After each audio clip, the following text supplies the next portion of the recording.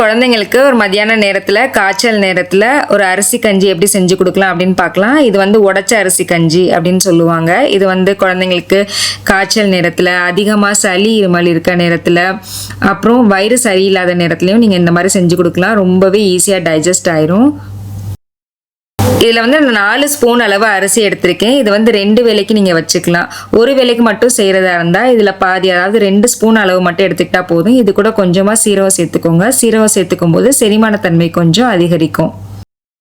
நீங்கள் 2 வேளைக்கு செஞ்சு வச்சுக்கிட்டிங்கன்னா நைட்டுக்கும் குழந்தைங்களுக்கு இதே கொடுத்துக்கலாம். இப்போ அரிசி நல்லா களைஞ்சி எடுத்துகிட்டு வந்துடலாம். அரிசி நல்லா களைஞ்சதுக்கப்புறம் இதை ஒரு பிளெண்டர் ஜாரில் சேர்த்துட்டு இதை 1-2 உடச்சி எடுத்துக்கலாம். ரொம்ப அரைச்சிடக்கூடாது. அரைச்சோன்னா கஞ்சி செய்யும் போது கட்டி பட்டுரும். நீங்கள் பிளெண்டர் ஜார் இல்லைன்னா மிக்சி ஜார்லேயும் அரைச்சி எடுத்துக்கலாம். இப்போ இதை ஒரு குக்கரில் சேர்த்துட்டு நம்ம எந்த கப்புக்கு அரிசி எடுத்தோமோ அதுக்கு ஒரு 7 கப் அளவு தண்ணி சேர்த்துக்கலாம். குக்கர் மூடி வச்சுட்டு ஒரு 5-6 விசில் விட்டுறலாம். குக்கர் விசில் வந்துருச்சு, ஓப்பன் பண்ணுறேன். நம்ம இந்த மாதிரி அரிசியை உடைச்சிட்டு செஞ்சு கொடுக்கும்போது இன்னும் கொஞ்சம் ஈஸியாகவே டைஜஸ்ட் ஆகும். நம்ம ரொம்ப கெட்டியாக இல்லாமல் கொஞ்சம் தண்ணி சேர்த்து தண்ணியாகவே கொடுக்கலாம். ஏன்னா ஃபீவர் நேரத்தில் டீஹைட்ரேஷன் ஆகும் குழந்தைங்களுக்கு. நம்ம இந்த மாதிரி லிக்விட் ஐட்டம்ஸ் கொடுத்துக்கிட்டே இருக்கும்போது டீஹைட்ரேஷன்லாம் ஆகாது.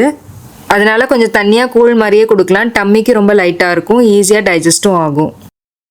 இந்த உடச்ச கஞ்சியை நீங்கள் மத்தியானமும் கொடுத்துக்கலாம், நைட்டும் கொடுத்துக்கலாம். இது போக குழந்தைங்களுக்கு மத்தியானம் வேற என்ன உணவுகள் கொடுக்கலாம்?